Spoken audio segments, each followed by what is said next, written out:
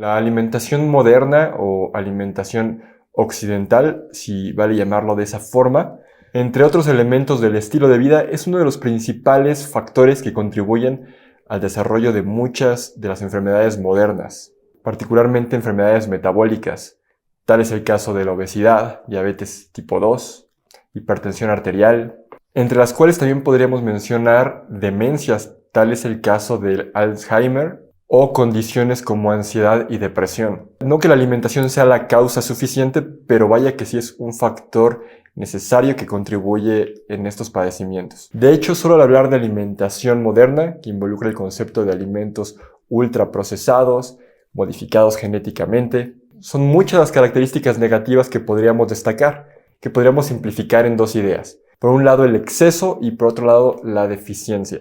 Cuando hablo de exceso, me refiero a un exceso particular de hidratos de carbono refinados, así como grasas poliinsaturadas en exceso también, exceso de grasas trans también. Y cuando hablo de deficiencia me refiero a nutrientes de los cuales el cuerpo precisa, micronutrientes particularmente, vitaminas, minerales, pero también una deficiencia de proteína. El excesivo consumo de carbohidratos en esta era tiene como base una sobreoferta de alimentos que derivan de harinas, así como de azúcares refinados. Solo este factor contribuye enormemente al desarrollo de enfermedades metabólicas. La alimentación de la persona promedio llega a ser 60-70% o más del total de su ingesta diaria. Metabolizar tal cantidad de carbohidratos para la mayoría de las personas resulta todo un desafío metabólico, que genera alteraciones desde el corto, mediano y largo plazo.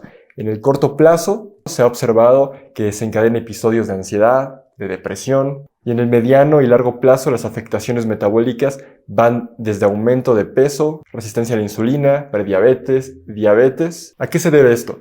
Cada vez que comemos, el alimento pasa por diferentes estadios en la digestión. Al llegar al estómago, se mezcla con ácido estomacal, con enzimas, se forma el bolo alimenticio y al llegar al intestino comienza la absorción. Una vez se absorben los nutrientes contenidos en el alimento, pasan al torrente sanguíneo. En este video estoy procurando hablar específicamente de los carbohidratos. Una vez absorbido, observaríamos que los niveles de glucosa en sangre se han elevado. Esto es normal. Hasta este punto no estamos hablando de nada anormal. El problema surge cuando estos niveles se elevan mucho más allá de lo que se considera un parámetro normal para el periodo postprandial, es decir, el periodo después de comer. Se generan esos picos de glucosa que demandan del organismo una liberación alta de insulina para metabolizar esa glucosa. La insulina es una hormona segregada en el páncreas que le da la señal a las células, especialmente del músculo esquelético, del hígado también, para que le den paso a la glucosa al interior de la célula para la formación de energía. En un panorama normal, en un cuerpo sano, cuando hay sensibilidad a la insulina, esto ocurre y no hay mayor problema. El asunto es que esta vía metabólica que acabo de explicar en el mediano y largo plazo, repetida una y otra vez, varias veces al día durante varios años, empieza a generar un problema llamado resistencia a la insulina. La célula ya no es sensible a la acción de la insulina, por lo que ya no hay paso de la glucosa al interior de la célula y se mantiene alta la glucosa en el torrente sanguíneo. Esto solo es resistencia a la insulina, pero es la antesala para padecimientos como la prediabetes y diabetes también. Debido al entendimiento que hoy en día tenemos del metabolismo y de cómo la alimentación puede afectar o beneficiarlo, es que hoy en día tienen éxito esquemas de alimentación como la dieta cetogénica o esquemas bajos en carbohidratos, low carb. Es cierto, tienen beneficios, pero en este video quiero plantearte soluciones, si no ajenas a esos esquemas de alimentación, sí complementarias en una buena medida. Soluciones que no solamente consisten en disminuir la ingesta de carbohidratos por un lado, punto que no es motivo de este video, sino desde el aspecto de cómo cambiar la absorción de estos carbohidratos para que no se produzcan estas elevaciones o picos de glucosa. Primeramente, sabemos que el vinagre, no solamente el vinagre de sidra de manzana, sino el vinagre común, tiene la capacidad de cambiar la forma en cómo absorbemos los carbohidratos. Esto se debe al ácido acético del vinagre, que transforma la molécula de almidón o los carbohidratos del alimento, con lo cual cambia la manera en cómo el intestino absorbe estos carbohidratos. Se ha observado que al beber medio vaso de agua con una cucharada de vinagre, de sidra de manzana o vinagre común, no se producen tales elevaciones de la glucosa en sangre después de comer. Asimismo, otra alternativa es agregar vinagre a los alimentos, como en vinagretas o como en cierto tipo de aderezos, efecto que todavía podría ser potenciado si agregas jugo de limón, no por ninguna atribución mágica que tenga el jugo de limón, como a veces se menciona en algunos videos sensacionalistas, sino simplemente por el hecho de que el ácido degrada las moléculas del alimento y por consecuencia cambian los tiempos de absorción. Eso es todo. Un segundo punto tiene que ver con el orden de los alimentos. Por ejemplo, el consumir fibra como primera parte de los alimentos, la fibra que contienen alimentos vegetales especialmente, ya sean ensaladas o en una sopa de vegetales donde el vegetal es cocido, no tienen que ser precisamente crudos. Aquí el aspecto importante es el consumo de fibra como primer tiempo de la comida para después incorporar los demás alimentos. Esto también cambia la forma en cómo el cuerpo absorbe los carbohidratos y eso se evidencia en los niveles de glucosa en sangre después de comer. La fibra actúa como una especie de barrera que impide que los carbohidratos se absorban de forma rápida.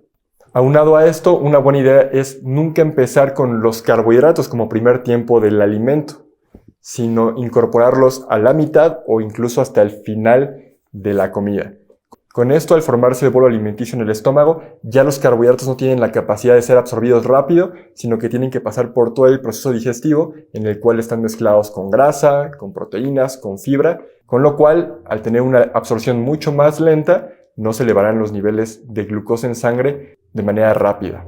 Un tercer elemento tiene que ver con actividad después de ingerir alimentos.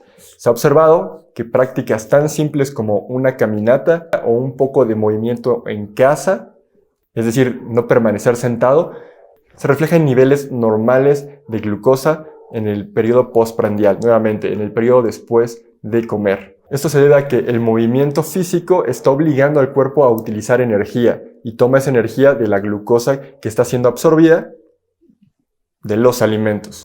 Adicional a esto, y un punto bastante relevante, es modificar la calidad de tus carbohidratos. Al hablar de harinas refinadas, azúcares refinados, estamos hablando de alimentos procesados que vaya que alteran la función metabólica del organismo y que además son de rápida absorción. Si además de lo anterior te permites modificar la calidad de tus carbohidratos, el beneficio será mayúsculo y no tendrás que llevar como tal un esquema low carb o una dieta cetogénica para tener los beneficios de una alimentación que tienda a corregir los desbalances metabólicos generados por el consumo excesivo de carbohidratos refinados.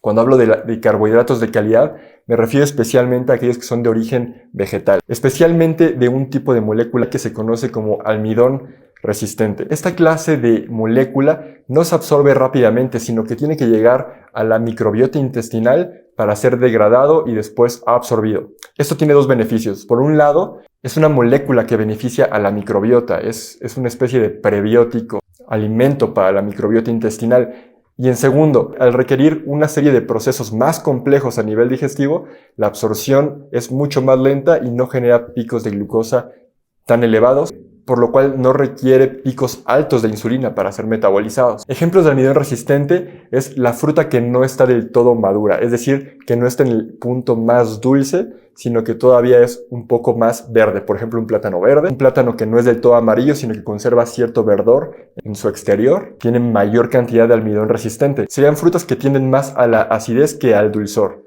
Otro ejemplo de almidón resistente es la papa y el camote o papa dulce.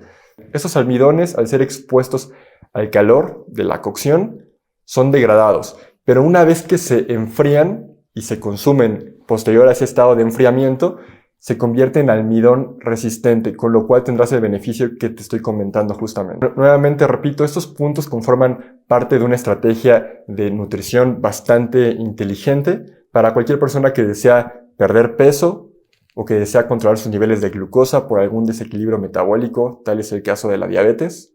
Si además de estos puntos que yo he comentado, tú conoces alguna otra estrategia similar, has leído de ella, podrías dejarlo en los comentarios, con lo cual estaréis retroalimentando esta información y sería de bastante utilidad para la gente que acceda a ella. Muchas gracias por mirar este video y te veo en uno próximo.